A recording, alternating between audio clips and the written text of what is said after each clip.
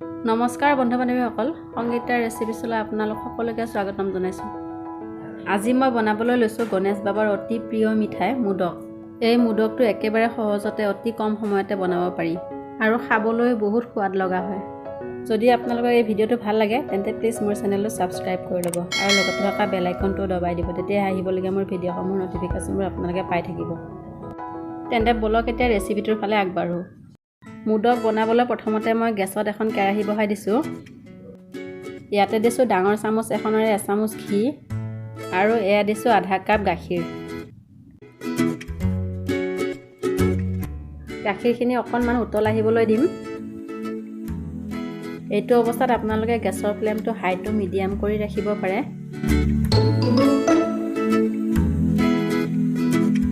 এয়া চাওক গাখীৰখিনি উতল আহি গৈছে। এতিয়া মই গেছৰ ফ্লেমটো একেবাৰে ল' কৰি দিছোঁ।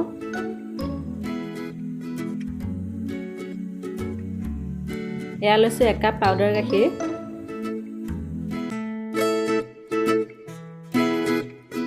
এয়া ভিডিঅ'টোত আপোনালোকে মন কৰিছে নহয়, মই এখন হাতেৰে পাউডাৰ গাখীৰখিনি দি গৈছোঁ আৰু আনখন হাতেৰে একেৰাহে লৰাই গৈছোঁ। এনেকৈ কৰিলে পাউডাৰ গাখীৰখিনিত অকণো গুটি গুটি হৈ নাথাকে। এইখিনি মই এতিয়া এনেকৈ ল' ফ্লেমতে লৰাই পাউডাৰ গাখীৰখিনি মাৱা প্ৰস্তুত কৰি ল'ম। যদি আপোনালোকে জোখটো এই অনুপাততে ৰাখে তেন্তে এই মাৱাটো বনাওঁতে বহুত বেছি সময় নালাগে, খুব বেছি 5 পৰা 6 মিনিট সময় লাগে। মুঠতে যিমানখিনি পাউডাৰ গাখীৰ লয় তাৰ আধা গাখীৰ দিব। এয়া চাওক গাখীৰখিনি আমাৰ শুকাই আহিছে।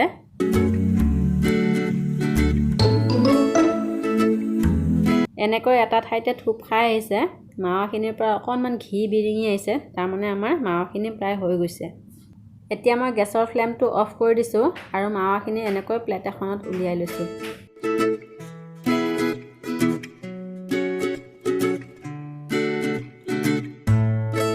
এই মাৱাখিনি মই এতিয়া ভালকৈ ঠাণ্ডা হ'বলৈ দিম। মাৱাখিনি আমাৰ ধুনীয়াকৈ ঠাণ্ডা হৈ গৈছে। এয়া দিছোঁ মাৱাখিনিত সৰু চামুচ এখনেৰে 1 চামুচ ঘি। চেনি গুড়ি দিছোঁ ডাঙৰ চামুচ এখনেৰে 2 চামুচ।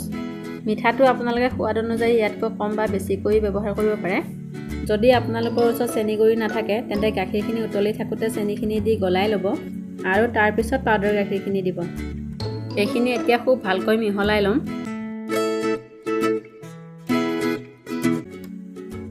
এয়া চাওক এইখিনি মোৰ মিহলোৱা হৈ গ'ল। এই মাৱাখিনি আপোনালোকে এনেকৈ মোদক বনাই ল'ব পাৰিব, কিন্তু মই ইয়াতে অলপ ফুড কালাৰ ব্যৱহাৰ কৰিম। এয়া দিছোঁ মই 3-4 টোপালমান হালধীয়া ৰঙৰ ফুড কালাৰ। হালধীয়া ৰংটো গণেশ পূজাৰ কাৰণে অতি শুভ বুলি কোৱা হয়, সেইকাৰণে মই হালধীয়া ৰং ব্যৱহাৰ কৰিছোঁ। আপোনালোকে ইচ্ছা কৰিলে যিকোনো ৰং ব্যৱহাৰ কৰিব পাৰে।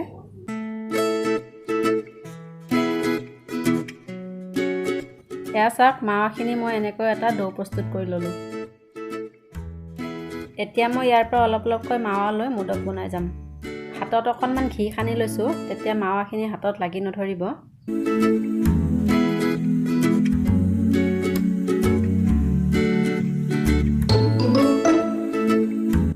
মাৱাখিনিৰ এটা বল বনাই অলপ এনেকৈ ড কৰি লৈছোঁ।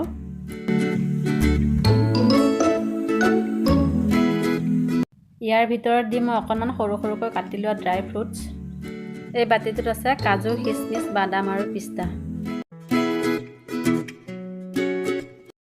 ড্ৰাই ফ্ৰুটছখিনি অকণমান ইয়াতে এনেকৈ দি এইটো বন্ধ কৰি ল'ম। অৱশ্যে এই মোদকটোৰ ভিতৰত একো নিদিয়াকৈ এনেও বনাব পাৰি। মোদক বনাবলৈ কিছুমান মৌল বজাৰত কিনিবলৈ পায়। যদি আপোনালোকৰ তেনেকুৱা ধৰণৰ মৌল আছে তাতেও বনাই ল'ব পাৰিব মোদককেইটা, আৰু যদি নাই এনেকৈ হাতেৰেও বনাব পাৰিব।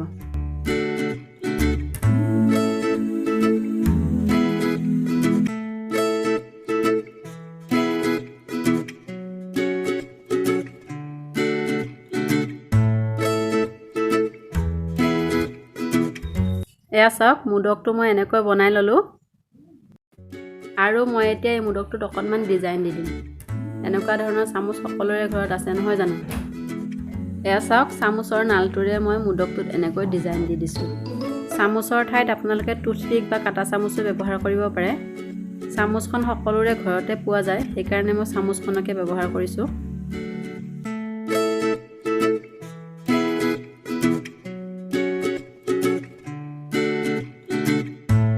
এয়া চাওক গণেশ বাবাৰ অতি প্ৰিয় মিঠাই মোদক ৰেডি হৈ গ'ল। দেখিবলৈ কিমান ধুনীয়া লাগিছে নহয়নে বাৰু? এইটো মই প্লেটখনত থৈ দিলোঁ আৰু বাকীকেইটা মোদকো মই একেদৰে বনাই ল'ম।